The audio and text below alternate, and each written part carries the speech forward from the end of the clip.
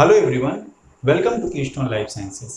Previous lectures में हम लोग वैस्कुलर ट्रैफिकिंग के बारे में बात कर रहे थे और वहाँ पे हम लोगों ने डिस्कस किया कि किस तरह से हमारी सेक्रेटरी प्रोटीन्स और मेम्ब्रेन प्रोटीन्स जो सेल के अंदर में सिंथेसाइज होते हैं उनकी वैस्कुलर बेस्ड ट्रैफिकिंग की जाती है। ठीक है, मतलब एक वेसाइकिल में उनको कैप्चर करके और फिर उनकी ट्रैफिकिंग की जाती है। पूरा मैकेनिज्म मैंने आपको पिछले लेक्चर में समझाया और उससे पहले हम लोगों ने बेसिक कॉन्सेप्ट की बात की। ठीक है, आज हम लोग कुछ एग्जाम्पल के साथ देखेंगे किस तरह से प्रोटीन्स को वेसाइकिल में पैक करके और फिर उनके फाइनल डेस्टिनेशन तक भेजा जाता है। ठीक है, और इस टॉपिक को हम लोगों ने नाम दिया है early and later stage vascular trafficking. मतलब वैस्कुलर ट्रैफिकिंग के टाइम पे अर्लियर स्टेज में क्या होता है और लेटर स्टेज में क्या होता है, इन सारी चीज़ों के बारे में हम लोग बात करेंगे। ठीक है, तो पूरी प्रोसेस को यहाँ पे दो स्टेजेस में मैंने डिवाइड किया हुआ है। तो एक को हम कह रहे हैं अर्ली स्टेज और दूसरी को हम कह रहे हैं लेटर स्टेज। तो दोनों स्टेजेस को सबसे पहले हम लोग समझते हैं। ठीक, तो अर्ली स्टेज की अगर हम लोग बात करें तो मैंने आपसे बताया था कि जो भी प्रोटीन सेल्स के अंदर सिक्रीशन के लिए सिंथेसाइज होती हैं या फिर वो प्लाज्मा मेम्ब्रेन की इंटीग्रल मेम्ब्रेन प्रोटीन्स होती हैं, ऐसी प्रोटीन्स जब सिंथेसाइज होना शुरू होती हैं और नेशेंट प्रोटीन फ्री राइबोसोम पे सिंथेसिस स्टार्ट होती है, मैंने आपको बताया होगा, आप पिछले लेक्चर देखेंगे तो आपको समझ में आएगा। ठीक है, तो सबसे पहले वहां से एक सिग्नल सीक्वेंस निकल के आता है जिसको हम लोग हाइड्रोफोबिक पैच बोल रहे थे। उस हाइड्रोफोबिक पैच के थ्रू ये पूरा का पूरा कॉम्प्लेक्स ईआर की मेम्ब्रेन पे ट्रांसफर हो जाता है और फिर अकॉर्डिंगली अगर वो मेम्ब्रेन प्रोटीन है तो वो ईआर के मेम्ब्रेन में इंसर्ट कर जाती है और अगर कोई सॉल्युबल सिक्रेटिव प्रोटीन है तो वो ईआर के ल्यूमेन में पहुंच जाती है जहां पे उसका मॉडिफिकेशन होता है। ठीक है, अब इसके बाद क्या होता है, जब ईआर में मॉडिफिकेशन कंप्लीट हो जाता है, प्रोटीन अपना नेटिव कन्फॉर्मेशन गेन कर लेती है, तो फिर फर्दर इसका ट्रांसपोर्टेशन स्टार्ट होता है। ठीक है, तो अब अर्ली स्टेज में क्या हो रहा होगा, अर्ली स्टेज में जो प्रोटीन हमारी एंडोप्लाज्मिक रेटिकुलम के अंदर में है उनका ट्रांसपोर्ट स्टार्ट होगा। तो मतलब अर्ली स्टेज में जब हम लोग वैस्कुलर ट्रैफिकिंग की स्टडी करते हैं तो क्या क्या ट्रांसपोर्टेशन की स्टडी करते हैं, एंडोप्लाज्मिक रेटिकुलम से सिस गाल्गी, ठीक, एंडोप्लाज्मिक रेटिकुलम से सिस गोल्गी तक प्रोटीन का जाना। ठीक है, या फिर सिस गोल्गी से एंडोप्लाज्मिक रेटिकुलम तक आना भी मैं आपको बताता हूँ थोड़ी देर में कि कैसे होता है। सिस गोल्गी से एंडोप्लाज्मिक रेटिकुलम तक लौट कर आना। ठीक है, और इसके अलावा मैंने आपको एक और प्रोसेस बताया था, दैट इज मैंने कहा था सिस्टर्नल मैच्योरेशन की प्रोसेस बताई थी मैंने आपको, मैच्योरेशन। ठीक, किस तरह से गोल्गी सिस्टर्नी का मैच्योरेशन होता है मैंने पूरी प्रोसेस आपको बताया हुआ है, आप लोग उसको जाकर पिछले लेक्चर में देख सकते हैं किस तरह से ये सिस्टर्नल मैच्योरेशन होता है। ठीक है, तो ये तीन तरह का ट्रांसपोर्ट जो होता है उसकी स्टडी हम लोग अर्ली स्टेज में करते हैं। ठीक है, लेटर स्टेज में क्या होता है, जो हमारी सॉल्युबल प्रोटीन है, जो हमारी मेम्ब्रेन प्रोटीन बनी हुई है, वो जाकर के पहुंच जाती है कहाँ पे, लेटर स्टेज में वो जाकर के फाइनली कहाँ पहुंचती है, ट्रांस गोल्गी नेटवर्क पे। ठीक है, और ट्रांस गोल्गी नेटवर्क से इसको इसके फाइनल डेस्टिनेशन तक भेजा जाता है। ठीक, ट्रांस गोल्गी नेटवर्क से इसको इसके फाइनल डेस्टिनेशन तक भेजा जाता है जो कि क्या हो सकता है, इंडोसोम हो सकता है, लाइसोसोम हो सकता है। ठीक, प्लाज्मा मेम्ब्रेन हो सकती है, प्लाज्मा मेम्ब्रेन हो सकती है और क्या हो सकता है, हमारा अगर सिक्रेटरी प्रोटीन है तो एक्स्ट्रा सेलुलर मैट्रिक्स हो सकता है, या फिर हम कहें तो ये प्रोटीन सिक्रेट कर दी जाएगी, सिक्रेशन कर दिया जाएगा। ठीक है, तो लेटर स्टेज में जो ट्रांसपोर्ट होता है वो ट्रांस गोल्गी नेटवर्क से फाइनल डेस्टिनेशन तक होता है। ठीक है, फाइनल डेस्टिनेशन तक ये हमारा पूरा का पूरा क्या होता है, ट्रांसपोर्टेशन होता है। ठीक है, तो ये लेटर स्टेज में इसकी स्टडी होती है। ठीक, अगर हम लोग वेसाइकिल की बात करें, ठीक है, तो ट्रांस गाल्गी से सिस गाल्गी तक जो हमारी वेसाइकिल इन्वॉल्व होगी दैट इज कोप 2। ठीक, सिस गाल्गी से फिर ईआर तक लौट करके अगर आना है तो कोप 1 वेसाइकिल। ठीक है, और सिस्टर्नल मैच्योरेशन जो होता है ये भी रिट्रोगेट ट्रैफिकिंग होती है, मैंने आपको बताया था, तो ये भी कौन सी वेसाइकिल हो जाएगी, कोप 1 वेसाइकिल हो जाएगी। ठीक है, तो ये हमारी वेसिकुलर ट्रैफिकिंग हुई। ट्रांस गाल्गी नेटवर्क से जो भी ट्रांसपोर्टेशन होगा वो क्लेथ्रिन और एडाप्टर प्रोटीन के थ्रू होगा। क्लेप्सिन प्लस एडाप्टर प्रोटीन कौन सी होगी, कहाँ पे कौन सी इन्वॉल्व होगी, सब मैंने आपको बताया हुआ है, आप लोग जा करके वहाँ से देख सकते हैं, सब मैंने आपको पूरी टेबल दी हुई है। ठीक है, तो इस तरह की प्रोटीन्स यहाँ पे इन्वॉल्व हैं। ठीक है, अब हम बात करते हैं सबसे पहले अर्ली स्टेज की। सबसे पहले हम लोग बात करेंगे O2 वेसाइकिल मीडिएटेड ट्रैफिकिंग की, मतलब एंडोप्लाज्मिक रेटिकुलम से निकल के प्रोटीन सबसे पहले सिस गाल्गी नेटवर्क पे जाएंगे। ठीक है, और इस पूरी प्रोसेस में जो हमारी वेसाइकिल इन्वॉल्व होगी वो हमारी O2 कोटेड वेसाइकिल होगी। ठीक है, मैंने आपको बताया था कि वेसाइकिल की बडिंग को प्रोटीन के पॉलीमराइजेशन से स्टार्ट होती है और उसी टाइम वेसाइकिल में कौन सी प्रोटीन एडमिट होगी ये भी डिसाइड कर लिया जाता है। ठीक है, अब ये डिसीजन किस तरह से मेक होगा, इस पर्टिकुलर वेसाइकिल में कौन सी प्रोटीन जाएगी, तो इसके लिए वहां पे सिग्नल सीक्वेंसेस होते हैं। ठीक है, किस प्रोटीन को कहाँ जाना है इसके लिए वहां पे सिग्नल सीक्वेंसेस होते हैं। ठीक है, तो दो तरह के सिग्नल सीक्वेंसेस वहां पे पाए जाते हैं। सिग्नल सीक्वेंसेस की अगर हम लोग बात करें, लास्ट में मैं आपको टेबल दे दूंगा, पूरी टेबल, वो टेबल आप याद कर लेंगे, सारे सिग्नल सीक्वेंस आपको याद हो जाएंगे सीक्वेंसेस, और ये सब आपको याद करना ही पड़ेगा क्योंकि बिना इसके आपका काम चलने वाला नहीं है। ठीक है, तो सिग्नल सीक्वेंसेस यहाँ पे दो तरीके के सिग्नल सीक्वेंसेस आपको देखने के लिए मिलेंगे। ठीक है, एक को हम लोग कहते हैं cytosolic signal sequences, cytosolic signal sequences, और दूसरे होते हैं ल्यूमिनल सिग्नल सीक्वेंसेस। ठीक है, जो हमारे साइटोसोलिक सिग्नल सीक्वेंसेस होते हैं वो ज्यादातर मेम्ब्रेन प्रोटीन्स पे पाए जाते हैं। ठीक है, मेम्ब्रेन प्रोटीन्स पे, इसका मतलब ये हुआ सपोज दैट ये अगर एंडोप्लाज्मिक रेटिकुलम की एक एंडोप्लाज्मिक रेटिकुलम का मैंने बनाया हुआ पूरा पोर्शन मैंने कट करके बनाया, तो ये अगर ल्यूमेन है, ठीक है, ये अगर ल्यूमेन है तो इधर क्या होगा, साइटोप्लाज्म होगा, साइटोसॉल होगा। ठीक है, तो होता क्या है, ये जो सॉर्टिंग सिग्नल होता है वो साइटोसॉलिक रीजन में पाया जाता है। सपोज दैट ये इंटीग्रल मेम्ब्रेन प्रोटीन है, तो इस इंटीग्रल मेम्ब्रेन प्रोटीन का ये साइटोसॉलिक रीजन है, तो यहाँ पे ये सिग्नल सीक्वेंसेस पाए जाते हैं। ठीक है, तो इसके अकॉर्डिंग ट्रांसपोर्टेशन होता है। ल्यूमिनल सिग्नल जो होते हैं ज़्यादा सॉल्युबल प्रोटीन्स में पाए जाते हैं, सॉल्युबल प्रोटीन्स में पाए जाते हैं। ठीक है, ये सॉल्युबल प्रोटीन्स में पाए जाते हैं, ये ल्यूमिन में इसीलिए प्रेजेंट होते हैं क्योंकि सॉल्युबल प्रोटीन्स होती हैं, तो ल्यूमिनल फेज पे पाए जाएंगे, यहाँ पे जो प्रोटीन्स पड़ी हुई हैं उसमें ये पाए जाएंगे। ठीक है, तो दो तरह के सिग्नल सीक्वेंसेस वहाँ पे पाए जाते हैं। ठीक है, कुछ एग्जाम्पल के साथ हम लोग देखते हैं। ठीक है, कुछ एग्जाम्पल के साथ, जैसे कुछ एंडोप्लाज्मिक रेटिकुलम की इंटीग्रल मेम्ब्रेन प्रोटीन होती हैं। ठीक है, सम ER integral membrane proteins, integral membrane proteins. ठीक है, कुछ एंडोप्लाज्मिक रेटिकुलम की इंटीग्रल मेम्ब्रेन प्रोटीन्स होती हैं जिनका ट्रांसपोर्ट कहाँ पे होना होता है, सिस गाल्गी पे होना होता है। उनके पास एक सॉर्टिंग सिग्नल पाया जाता है जिसको कहा जाता है डाई एसिडिक सॉर्टिंग सिग्नल। कुछ एंडोप्लाज्मिक रेटिकुलम की प्रोटीन्स के पास डाई एसिडिक सॉर्टिंग सिग्नल्स पाए जाते हैं। ठीक है, और ये जो सॉर्टिंग सिग्नल होता है डाई एसिडिक, मतलब इसके पास दो एसिडिक अमीनो एसिड होंगी, तो ये बेसिकली होता है DXE। ठीक है, DXE सीक्वेंस पाया जाता है किस पे, कुछ एंडोप्लाज्मिक रेटिकुलम की इंटीग्रल मेम्ब्रेन प्रोटीन्स होती हैं उनमें। ठीक है, तो ये डी का मतलब क्या होता है, मैं सिंगल लेटर से यहाँ पे अमीनो एसिड दिखा रहा हूँ। डी का मतलब होता है एस्पार्टेट। ठीक, और ई का मतलब होता है ग्लूटामेट, मतलब एस्पार्टेट एक्स ग्लूटामेट। ये सॉर्टिंग सिग्नल्स पाए जाते हैं कहाँ पे, कुछ एंडोप्लाज्मिक रेटिकुलम की इंटीग्रल मेम्ब्रेन प्रोटीन होती है उनमें कहाँ पे पाए जाते हैं, C टर्मिनस पे पाए जाते हैं, साइटोसॉलिक रीजन में पाए जाते हैं, साइटोसॉलिक रीजन में पाए जाते हैं। ठीक है, और इस तरह के जो सीक्वेंसेस वाले जो इंटीग्रल मेम्ब्रेन प्रोटीन्स होती हैं इनका ट्रांसलोकेशन सबसे पहले कहाँ पे किया जाता है, सिस गाल्गी में किया जाता है, सिस गाल्गी में जाती है ये।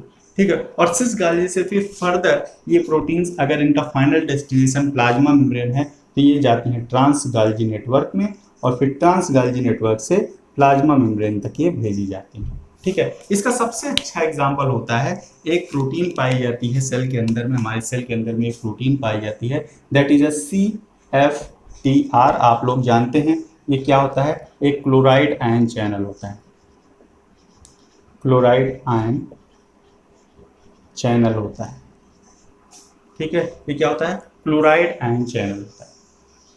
ठीक, ये जो CFTR होता है इसके बारे में मैं थोड़ा सा आपको बताऊं, तो जो CFTR होता है, अगर इसकी डिफिशियंसी हो जाए या फिर प्लाज्मा मेम्ब्रेन पे CFTR नहीं पाया जाता है, तो एक डिजीज वहां पे होती है जिसको हम लोग कहते हैं सिस्टिक फाइब्रोसिस।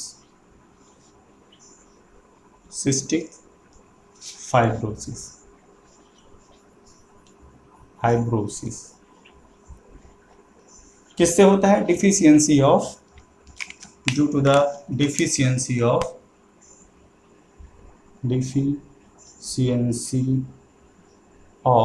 CFTR।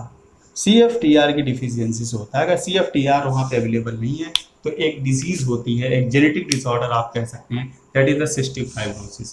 किस तरह से होता है थोड़ा सा इसके बारे में हम लोग बात करते हैं। सबसे पहले हम लोग बात करते हैं CFTR की। हमने कहा कि ER की ऐसे इंटीग्रल मेम्ब्रेन प्रोटीन्स होते हैं इनके पास डाईएसिटिक स्टार्टिंग सीक्वेंस पाया जाता है। तो जो हमारा CFTR होता है, CFTR, it is synthesized as integral membrane protein of endoplasmic reticulum and having a diacidic या DXE sorting signal। ठीक, इसी DXE sorting signal के थ्रू ये वेसाइकिल में पैक होता है, O2 वेसाइकिल में पैक होता है, पहुंचता है गोल्गी तक, और फिर गोल्गी से इसको भेज दिया जाता है एपिथेलियल सेल्स की प्लाज्मा मेम्ब्रेन पे, जहां पर ये क्लोराइड आयन चैनल की तरह फंक्शन करता है।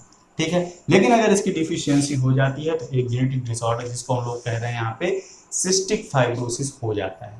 ठीक है, तो होता क्या है, अगर ये हमारा जो CFTR है इसमें अगर एक स्पेसिफिक म्यूटेशन हो जाए, ठीक है, और जो मोस्ट कॉमन म्यूटेशन होता है that is the most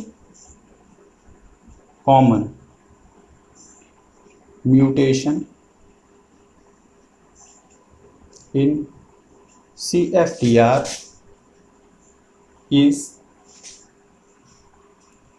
phenylalanine। फेनाइलएलानिन को F से डिनोट करते हैं, फेनाइलएलानिन एट द 508 पोजीशन पे एक फेनाइलएलानिन होता है। अगर वो फेनाइलएलानिन का डिलीशन हो जाए, जो म्यूटेशन होता है बेसिकली डिलीशन होता है, डिलीशन, अगर इस फेनाइलएलानिन को कोड करने वाला जो हमारा जेनेटिक कोड है उसमें डिलीशन हो जाए, तब क्या होता है, तब ये जो हमारा CFTR है ये प्लाज्मा मेम्ब्रेन तक नहीं पहुंचता है। ठीक है, अगर ये म्यूटेशन हो जाता है तो क्या होता है, CFTR does not reach to final destination. ठीक, म्यूटेशन हुआ कहाँ पे, फेनाइलएलानिन 508 पे, लेकिन फिर क्या हुआ, फेनाइलएलानिन पे म्यूटेशन हुआ लेकिन ये कहाँ, अपने फाइनल डेस्टिनेशन तक नहीं पहुंचा। ठीक है, और नॉर्मली ये जो फेनाइलएलानिन 508 है वो DXE सीक्वेंस का पार्ट नहीं होता है, मतलब सॉर्टिंग के लिए जो सिग्नल चाहिए उसका ये पार्ट नहीं है, लेकिन फिर भी ये नहीं पहुंच पाता। तो होता क्या है कि अगर ये अमीनो एसिड वहां से म्यूटेट हो जाती है तो जो हमारी प्रोटीन है वो अपना जो नेटिव कन्फॉर्मेशन है उसको गेन नहीं कर पाती है। ठीक है, और अगर वो अपना नेटिव कन्फॉर्मेशन गेन नहीं कर पाती है तब जो हमारा DXE सीक्वेंस है ये जो COP2 वेसाइकिल है उसके साथ में इंटरेक्ट नहीं कर पाता है, जिसकी वजह से क्या होता है कि ये अपने फाइनल डेस्टिनेशन तक नहीं पहुंच सकता। ठीक है, अगर हम लोग नॉर्मली सेल के अंदर देखें तो इस तरह का जो म्यूटेटेड CFTR बनता है जिसका फेनाइलएलानिन 508 पे म्यूटेटेड होता है, इस तरह का जो CFTR बनता है वो सेल के अंदर रह के क्लोराइड आयन चैनल की तरह फंक्शन करता है। इसका मतलब ये हुआ कि जो सिस्टिक फाइब्रोसिस डिजीज होती है वो CFTR में म्यूटेशन की वजह से नहीं होती, बल्कि प्लाज्मा मेम्ब्रेन के CFTR के ना पहुंचने की वजह से होती है। ठीक है, CFTR में म्यूटेशन की वजह से नहीं, CFTR के प्लाज्मा मेम्ब्रेन तक ना पहुंचने की वजह से, मतलब absence of CFTR at the plasma membrane, उसकी वजह से क्या होता है, सिस्टिक फाइब्रोसिस डिजीज होती है। ठीक है, आपको DXC याद रखना है और फेनिलएलनिन 508 याद रखना है। ठीक है, तो ये म्यूटेशंस होते हैं। यहाँ पे एक चीज और आपको याद रखने वाली बात है, मैंने कहा कि DXE सॉर्टिंग सिग्नल होता है यहाँ पे, और ये DXE जब COP2 के साथ इंटरेक्ट कर रहा होता है तो ये COP2 की SEC24 सब यूनिट के साथ में इंटरेक्ट करता है,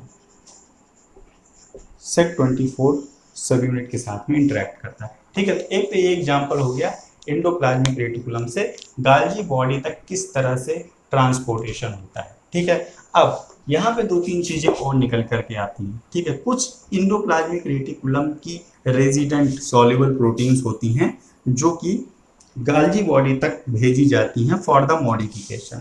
ठीक है, उनका फर्दर मॉडिफिकेशन होता है जिसके लिए वो गाल्जी बॉडी तक भेजी जाती हैं। ठीक है, और फिर वो प्रोटीन्स वापस गाल्जी बॉडी से एंडोप्लाज्मिक रेटिकुलम तक आती हैं। तो अर्ली स्टेज का जो मैंने आपको दूसरा स्टेप बताया था, that is the movement of cis Golgi to ER। ठीक है, सिस गोल्जी टू ER। तो मैंने कहा कि कुछ एंडोप्लाज्मिक रेटिकुलम की रेजिडेंट सॉल्युबल प्रोटीन्स होती हैं जो कि मॉडिफिकेशन के लिए, फर्दर मॉडिफिकेशन के लिए गाल्जी बॉडी तक भेजी जाती हैं। ठीक है, तो गाल्जी बॉडी तक वो जाती हैं और फिर रिट्राइव होकर के वो एंडोप्लाज्मिक रेटिकुलम तक आती हैं। यहाँ पे जो वेसाइकिल इन्वॉल्व होती है that is the COP1 vesicle.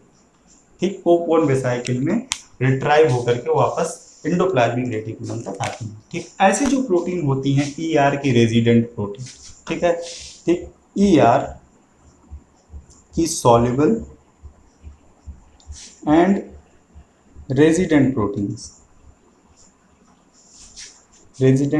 Proteins जो होती हैं उनके पास C टर्मिनस पे हैविंग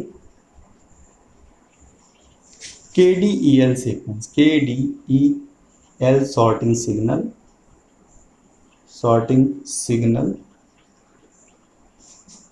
एट C टर्मिनस। ठीक, ये प्रोटीन्स मॉडिफिकेशन के लिए, ये सॉल्युबल प्रोटीन मॉडिफिकेशन के लिए सिस गाल्जी में जाती हैं। ठीक है, सिस गाल्जी में जाती हैं। ठीक है, फिर क्या होता है, सिस गाल्जी में KDEL सीक्वेंस को, सिस गाल्जी में KDEL सीक्वेंस को रिकॉग्नाइज किया जाता है। ठीक है, तो रिकॉग्नाइज कौन करेगा, KDEL के रिसेप्टर्स वहां पे पाए जाएंगे। ठीक है, तो KDEL के रिसेप्टर्स कहाँ पे होते हैं, ये बहुत इंपॉर्टेंट चीज है, आप लोग हमेशा देखिएगा। KDEL रिसेप्टर जो होते हैं, KDEL receptors primarily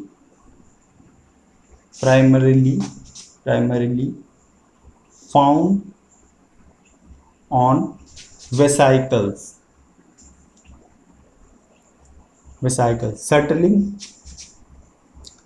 settling between कहाँ पे, ER to cis Golgi, ER से सिस गाल्जी के बीच में जो वेसाइकल्स चल रही होंगी उन पे पाया जाएगा, and on the cis Golgi membrane, primarily यहाँ पे पाए जाते हैं।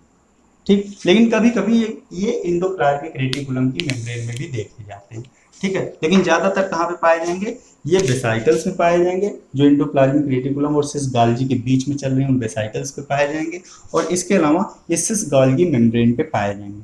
ठीक है, तो होगा क्या, वो प्रोटीन्स जो सटल करके किसी तरह से मॉडिफिकेशन के लिए एंडोप्लाज्मिक रेटिकुलम से सिस गाल्जी में पहुंच गए हैं, लेकिन ओरिजिनली ये प्रोटीन कहाँ की है, एंडोप्लाज्मिक रेटिकुलम की। अब सिस गाल्जी में जब पहुंच गई हैं तब क्या होगा, वहां पे KDEL का रिसेप्टर है, वो इस सीक्वेंस को रिकॉग्नाइज कर लेगा। ठीक है, अब KDEL क्या करेगा, KDEL रिसेप्टर से बाइंड कर जाएगा, वेसाइकिल पिंच ऑफ हो जाएगी कहाँ से, सिस गाल्जी से, और वापस कहाँ पे चली आएगी, एंडोप्लाज्मिक रेटिकुलम में चली जाएगी। ठीक है, ये जो हमारा KDEL का रिसेप्टर होता है, इसकी खास बात ये होती है कि ये KDEL सीक्वेंस से लो pH पे बाइंड करता है।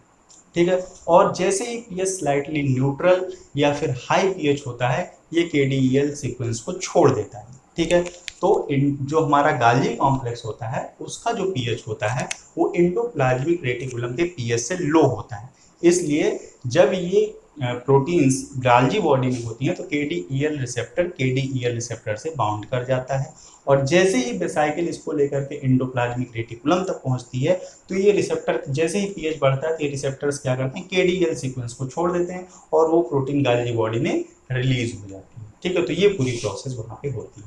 ठीक है, इसके अलावा कुछ और प्रोटीन्स होती हैं जैसे कि KDEL रिसेप्टर और अदर जो मेम्ब्रेन प्रोटीन्स लौट करके कहाँ पे आती हैं, एंडोप्लाज्मिक रेटिकुलम तक लौट करके आती हैं। ठीक, कौन कौन, KDEL receptor and other ER membrane proteins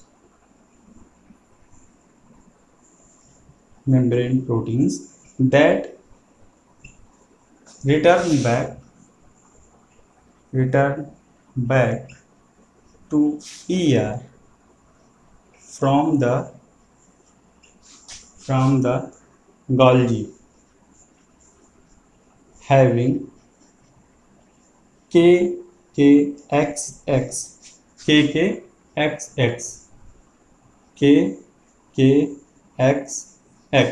का मतलब lysine XX any amino acid, KKXX sorting signal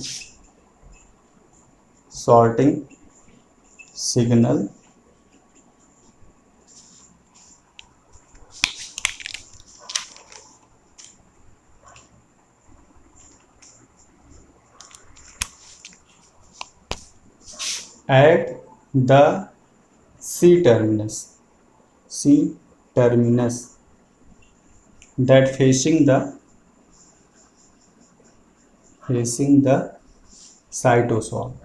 cytosol को जो कि फेस कर रहा होगा। ठीक है, उसके पास में क्या होगा, KKXX सिग्नल होगा कहाँ पे, C टर्मिनस की तरफ, और C टर्मिनस किसको फेस कर रहा होगा, साइटोसॉल को फेस कर रहा होगा। ठीक है, तो ऐसी प्रोटीन जो कि इंटीग्रल मेम्ब्रेन प्रोटीन है एंडोप्लाज्मिक रेटिकुलम की। इसके अलावा KDEL रिसेप्टर जो कि लौट करके कहाँ पे आते हैं, एंडोप्लाज्मिक रेटिकुलम के पास लौट करके, जो मेम्ब्रेन प्रोटीन्स लौट करके आए उनके पास KKXX सीक्वेंस होगा। KK का मतलब होता है लाइसिन, XX मतलब एनी अमीनो एसिड। ठीक है, ये कुछ एग्जांपल्स थे जो सॉर्टिंग सिग्नल्स होते हैं किस तरह से प्रोटीन्स रिट्राइव होकर के आती हैं। ठीक है, और भी एग्जांपल्स हैं, मैं आपको लास्ट में टेबल प्रोवाइड करा दूंगा वीडियो के लास्ट में, आप वहां से उन सारी प्रोटीन्स को याद कर सकते हैं। मैकेनिज्म कुछ ऐसा ही होता है।